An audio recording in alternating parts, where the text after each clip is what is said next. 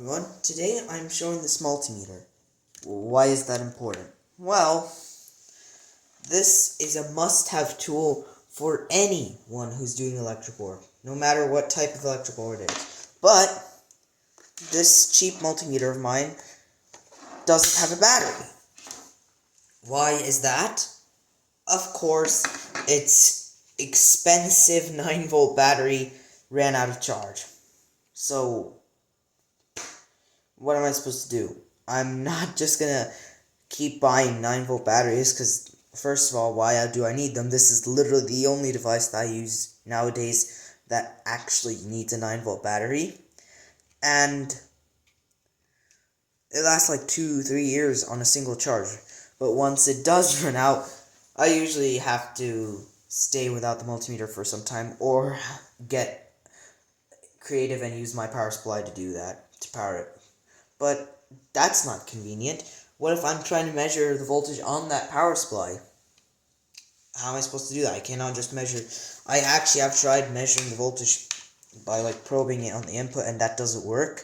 It's inaccurate. It gives these weird, crazy outside limits mark at 20 volt, and when I go to 200 volt mode, it measures lower. It doesn't work. So let's make it rechargeable. I know you're thinking we're just gonna put 9-volt rechargeable battery, like rechargeable 9-volt batteries are for sale now, so we're gonna do that. No, that's not cool. That's just not cool. So we are going to make it rechargeable with a different way. With this, a lithium polymer battery. I know that sounds crazy. This is just 3.7 volts, fully charged 4.2 volts, and this takes a 9-volt battery. But yes, I have confirmed it works, because, believe it or not, even at my power supply's minimal voltage, 3.51 volts, it still turns on. And it's not even that dim, and it's pretty accurate still. It just gives me the low battery mark, meaning this would run on like any voltage, which makes it easy. So we just need this battery and the connector. And wait, why don't we just put it in like this and be done? Well, first of all, how are we going to charge it once it does run out of charge? And second, well, how do we make sure the battery doesn't over-discharge? What if the battery doesn't have over-discharge protection? How are we going to stop that? Well, we're going to do it with one of these. A TP4056 charging and protection module. These are very useful, very cheap circuits you can buy from anywhere, and they offer overcharge, over-discharge, and short circuit protection. Now, the overcurrent / short circuit protection triggers at 1 amp, I'm pretty sure, and the charging limit current is 1 amp.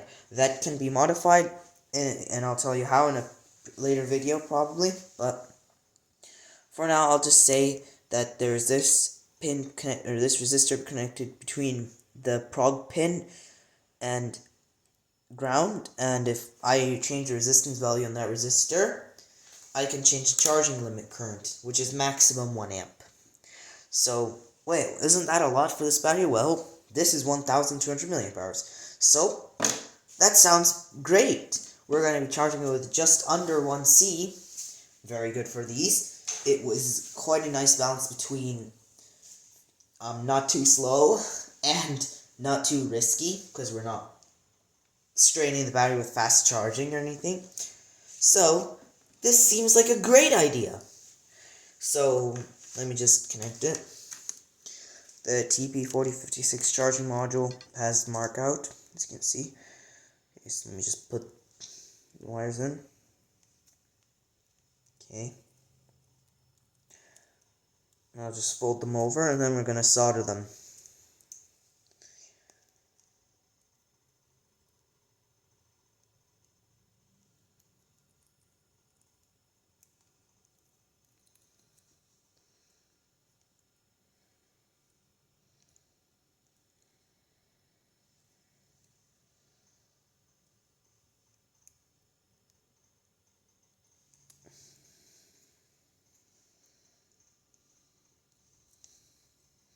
What? Oops, the wire came out.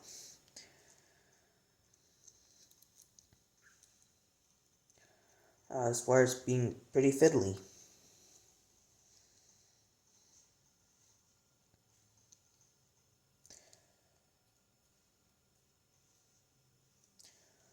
Okay, we have it on in the correct polarity. Now it's time to solder, so let's do that. Okay, so the soldering iron should be ready now.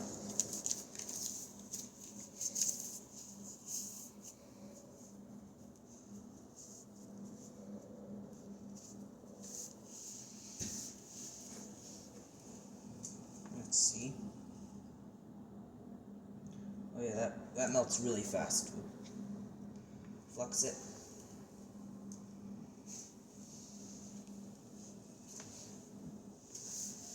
Oh, come on, no! Oh, man. Both wires came out. I'm so annoyed.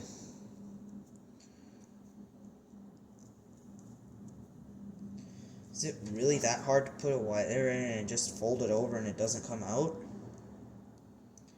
Well, it looks like it is. So I am just putting them back in.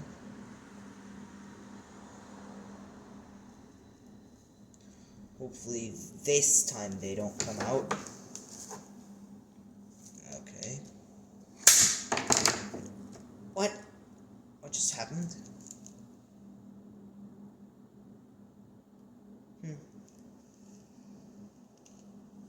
That's weird.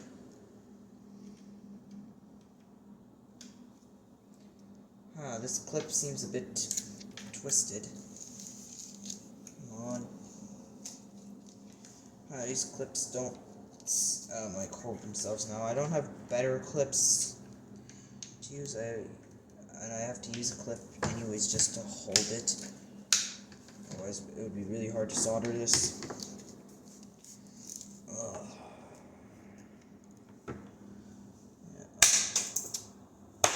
No! Where'd it go this time? Aww. Now I have to put it back in it, of course. Now the soldering iron is getting hotter, because it doesn't have a temperature limit.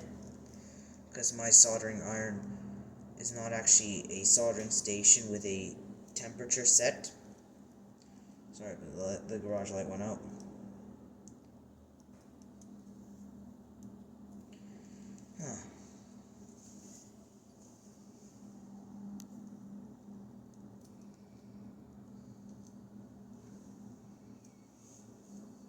Oh. Just noticed, but an LED came off. Oh, that's too bad. I think the clip broke it off. Well, I think that, I don't remember, but that's probably the charging LED, the one that says it's charging, and then the blue one next to it says that it is charged fully. Anyways, let's see. Oh yeah, that's good. Oh, and it sticks finally. Let me just flip this around. Should be good now. Okay, let's start soldering.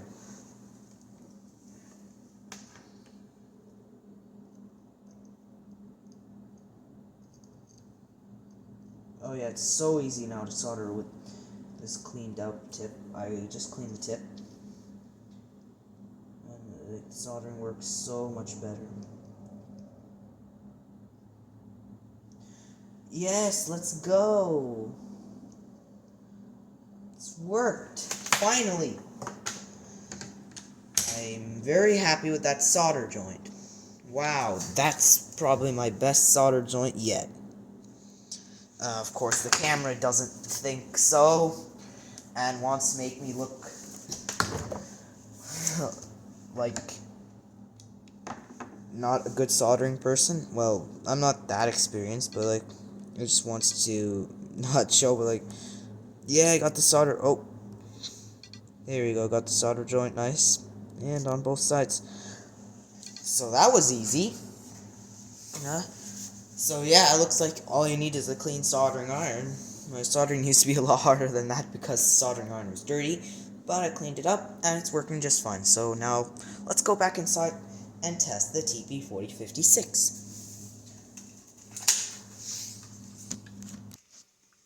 Okay, so here we are. Now we should be expecting that the red charging LED doesn't work because, well, it broke off. Which it doesn't, but we do get the blue fully charged light. Now let's plug the battery in. And the light goes out. Now there should be voltage on the other one. Let me quickly grab a red LED.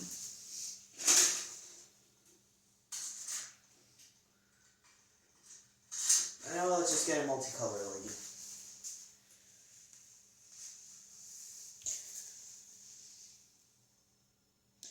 The multicolor LED, just to, check it. And I'll light it up, wrong polarity. Oh yeah, now it's working, so now it's telling me that it's charging. Oh, that's getting warm. Oh yeah, right, I forgot to mention that the TP4056 works by setting a constant current, constant voltage charging method, but all that, where's the rest of the energy going?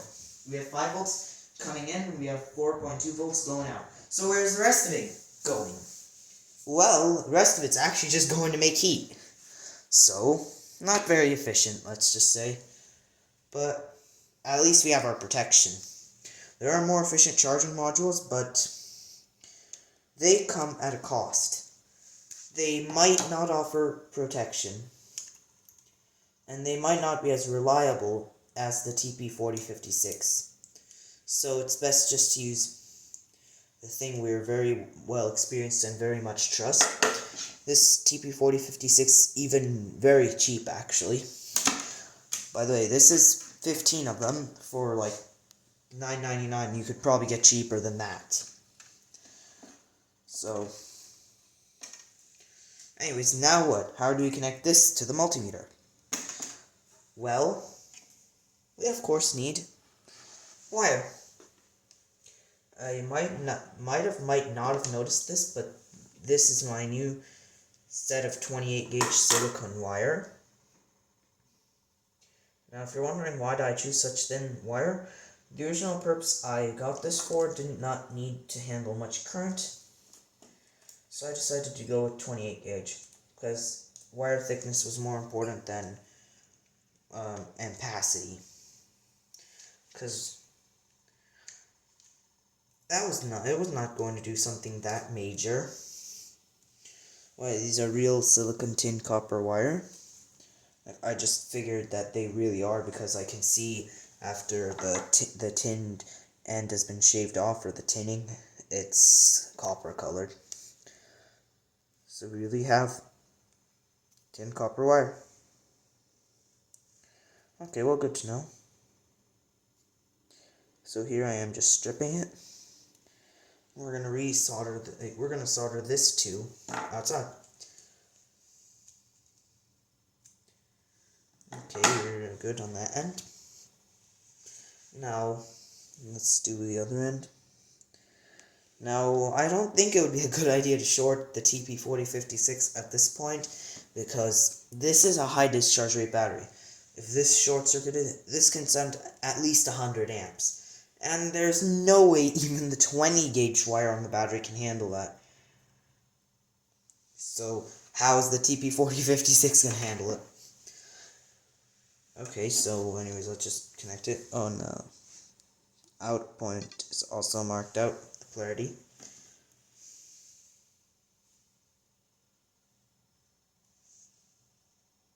Oh wow, the wire just goes right through the small hole they made for connection. Wow, that's really small. Now if you're wondering, is 28 gauge the smallest? No, there's even smaller. There's even smaller than 28 gauge wire. Okay, so we're just put one in. I'm not going to put the other one in simply to be safe so it does not short circuit or anything else happens. So I'm just going to go back outside and we're going to do another quick solder.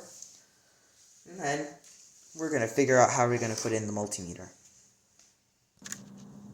Okay, the soldering iron's ready very quickly. Well, obviously because it was cleaned. Place the solder here and let it sink in. Well, I have to admit, these solder joints look kind of professional. Even though I am not a professional solderer. I am the opposite. Okay.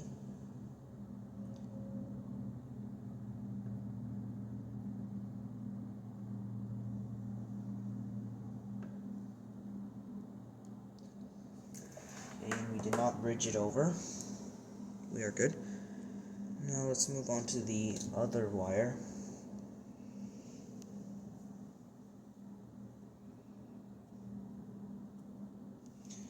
Okay, I'll have to take my glove off.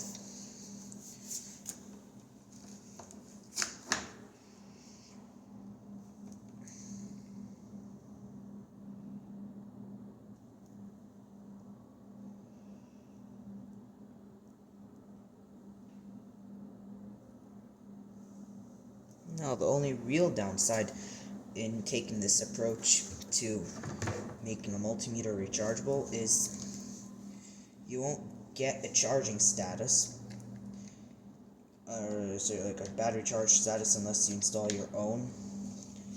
I'm not going to, so apparently nope. That's great. The other LED broke now. Well, I don't say they're poor quality or anything. Remember, these clips are pretty violent anyways. They're pretty tough, and it really wobbles. I'm probably just going to solder on my own LEDs then. You know what? I'm actually just going to do that. Why should I make my life hard and change the TP4056? Just put my own LEDs on.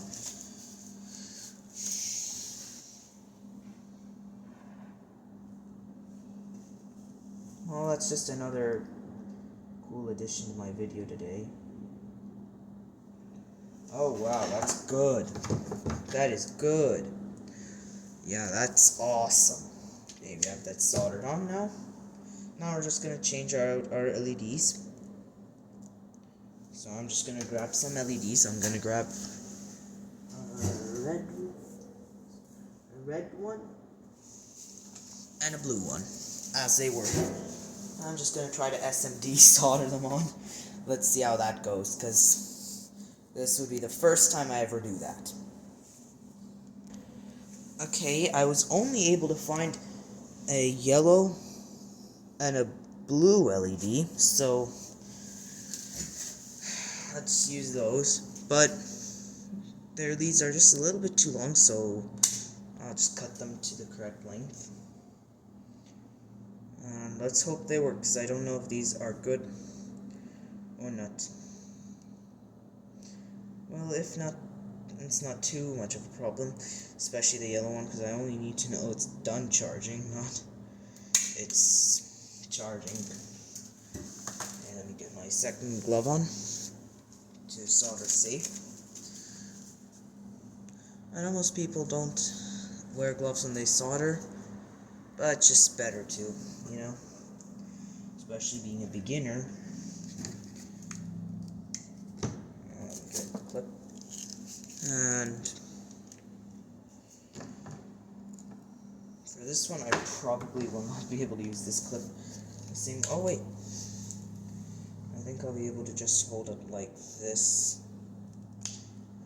Oh no, that's not gonna work. I'm just gonna have to solder like. How am I supposed to hold it? Like this? Oh, that works. Okay. So let's first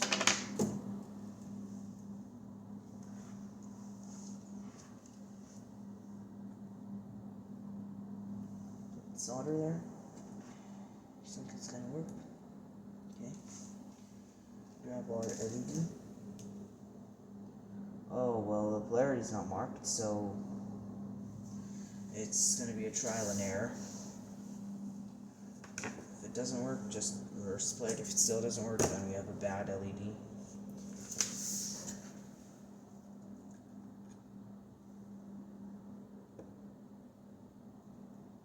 Okay, we should be good with that one. That was easy. I just hope I don't break it by bending. Oop. Okay. Let's solder the other one on the other wire, the LED.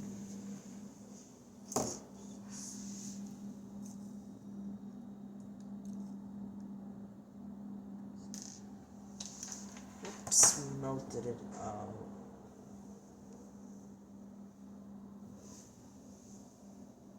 Okay, well, it removed the solder pad, so no yellow LED, I guess. Let's just move on to the blue LED.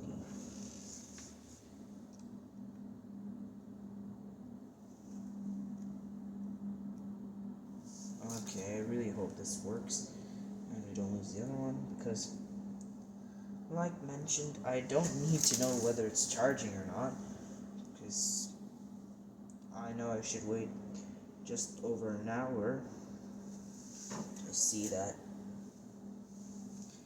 it's charged, and all I'm looking for is a blue light. Okay, this is really hard to hold though.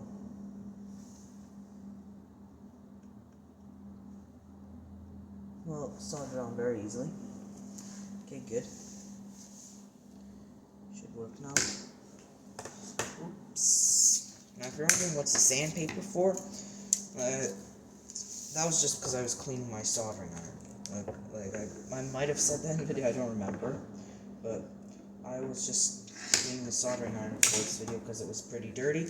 And it was having a solder sticking problem. So I decided maybe it's time to clean it. And hey, that fixed the problem. And it solders and makes me look like I'm a genius.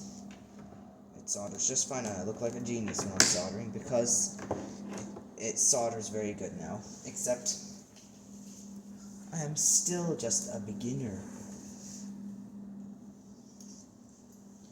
Oops, this is so frustrating. Just stand clip. Is that too hard to ask? Should I support you with the roll or something? Okay, that fixed it. Oh, the garage light came on. Should be good enough.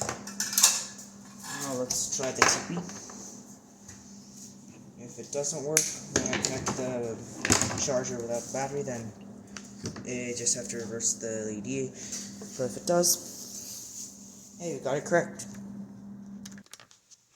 Let me adjust the zoom. Okay. So, does the LED light when I plug this in? There's a 50-50 chance. It does not. If I connect the battery, nothing happens. So, I'm just going to go back outside. Okay, so I reversed the diode. Here, it's on the other way. I hope it works this time. And, hello, it does. So now, we have successfully a working TP4056 charging and protection module waiting just to be plugged in. That was not too hard, even though it did take a while. Okay, so I'm probably just going to solder the wires onto this here, because I can probably undo that, and that's not too hard to do, so let's do that. Just unplug the battery first. Okay. I'll be back out with the soldering iron to solder this on. Just so you know, this is big on the battery, this is positive, but on the multimeter, this hexagonal one is positive. So this is our positive and this is our negative. Like you can see how the red wire here, when it goes in, as you can see, it goes this way.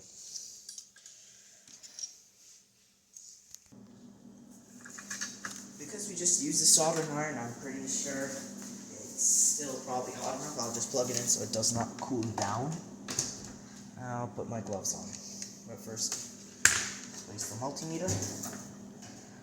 TP4056 is going to be installed like this probably, in here. And then I'll just either make a cutout or just open it to charge it. just going to do this very simple job. Well, I'm really glad I cleaned my soldering iron. That fixed all my soldering problems. Looks like I'll be able to do this easily now. I think I'm going to do a lot more soldering projects now. Remember the polarity. What? Where'd it go?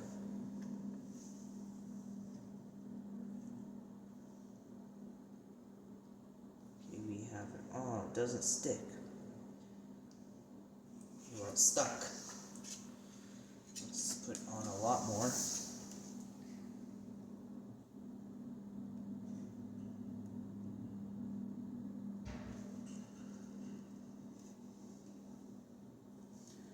The wire doesn't want to stick, that's okay. Well, we're gonna make it stick. Pretty sure that's because of the coating or something used on this, not because of silicone wire. The silicone wire should be very good at this, actually. Do you have a strong connection? Apparently, yep. Got it. Now the other one. Same exact thing.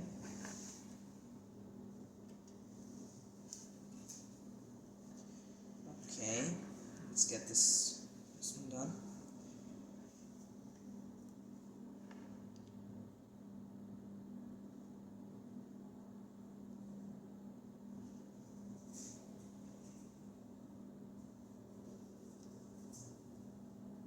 Now we need solder.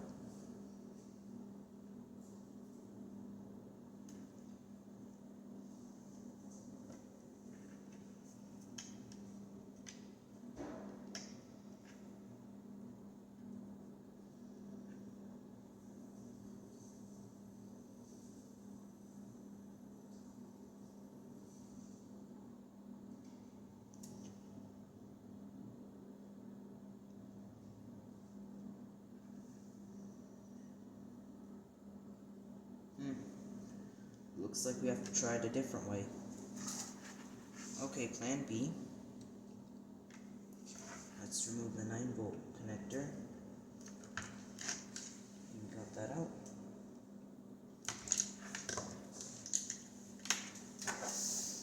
Oops, RTB 4056 fell. Now we should just be able to remove the wire. Should be able to just pull it out with tweezers or something. Nope. Still soldered on a bit.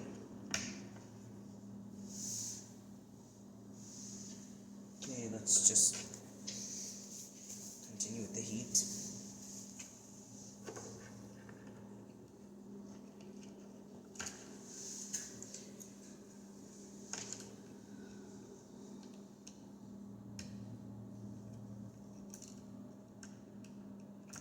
Got it. Okay, we removed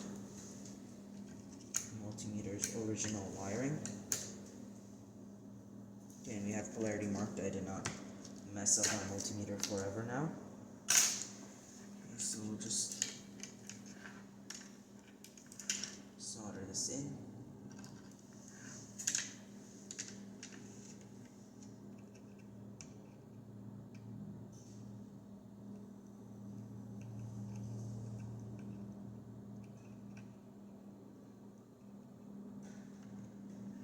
That looks like a very weak connection, especially that I have to do this SMD because I do not have solder wick yet. Oh, looks like I should get some solder wick next. What's going on? Why can't I place solder? Does it seriously just melt right through the hole?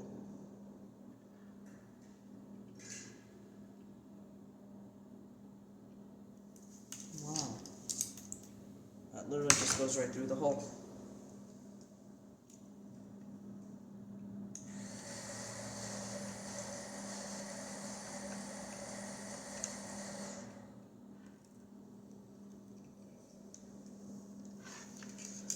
I'll just have to pre-solder the wire first.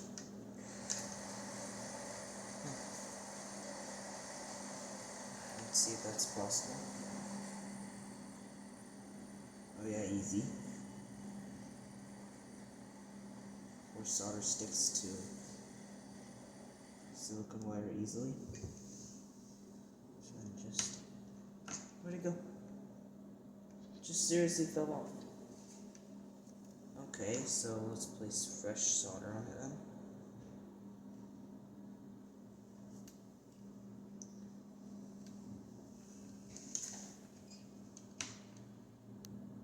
It seriously just keeps falling off.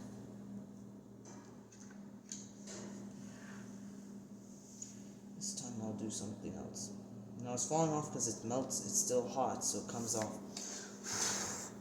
I'll cool it, and then I'll put it on. What? That was funny.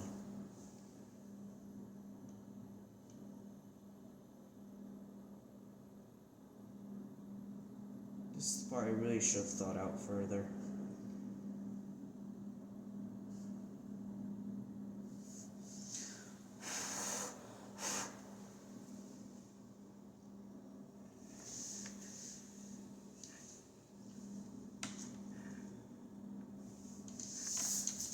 Should have definitely cooled it down by now.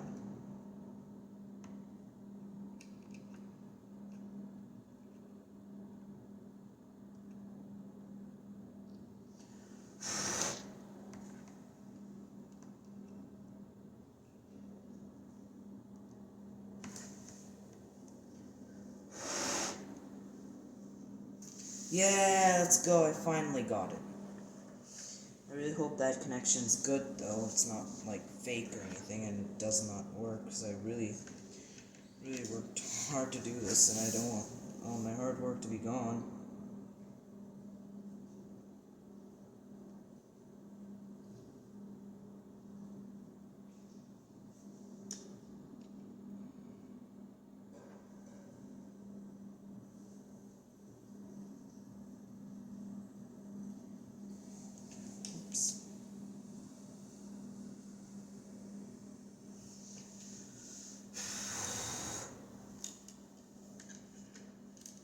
This one's going to be a lot harder to do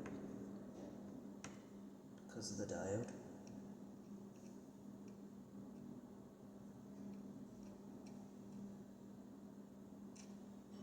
Oh, and it just shorted to the diode. So I just separate it.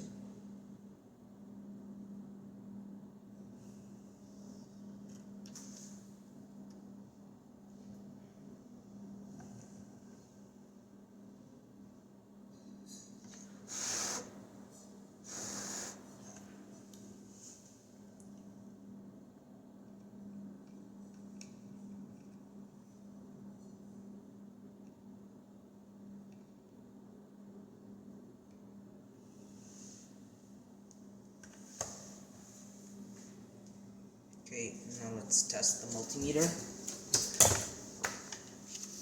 First, put it on 20 volts mode just to see if it even works. I usually use either the resistance mode, 10 amp mode, or 20 volt mode.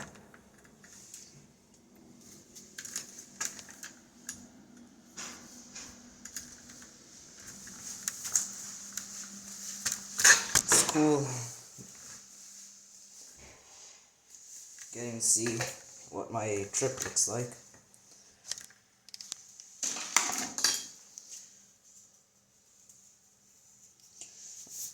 Sorry that you can't see anything.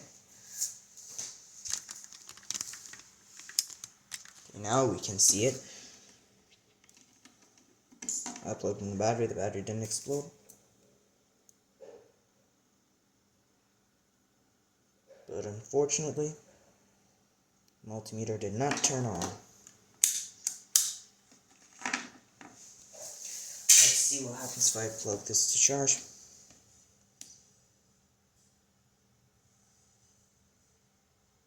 Multimeter turns on.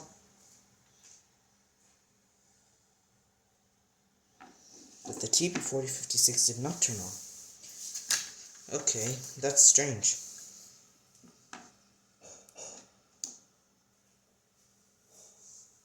Oh, wait, right.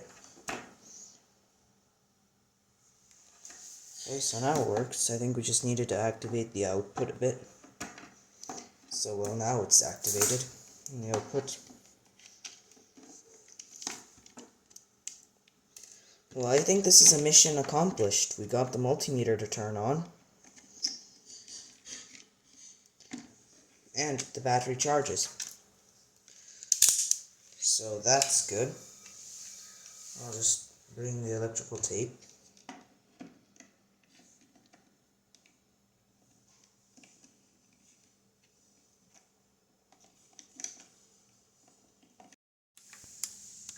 Well, unfortunately, camera shut down, but I'm just gonna put some tape on the back of the TP4056 to prevent shorting on the multimeter.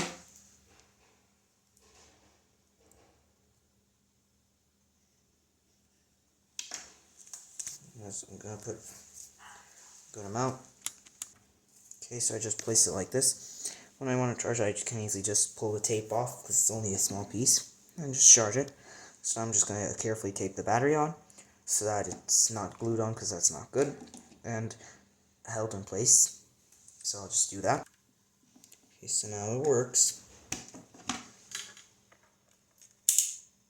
Multimeter turns on, but of course gives me a low battery because it doesn't know that I changed battery chemistry, which changed the voltage.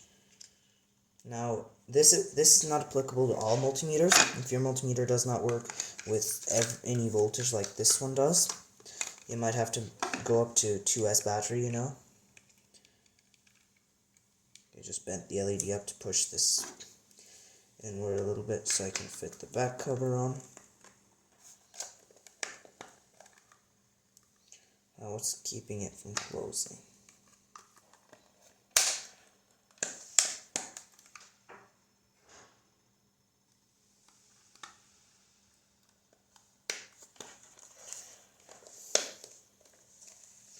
Okay, we got it closed. So now, does it work?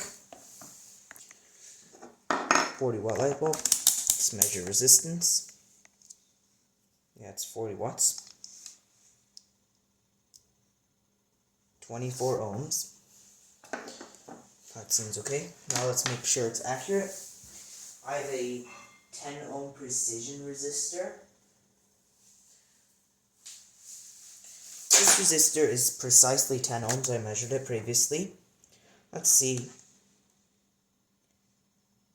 9.6, 9.7. Measuring a bit lower.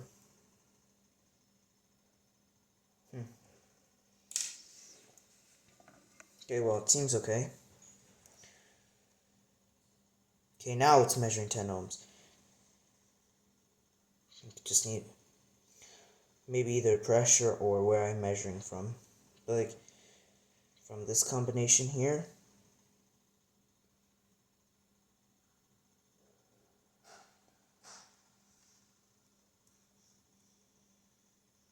Okay, see how it usually measures close?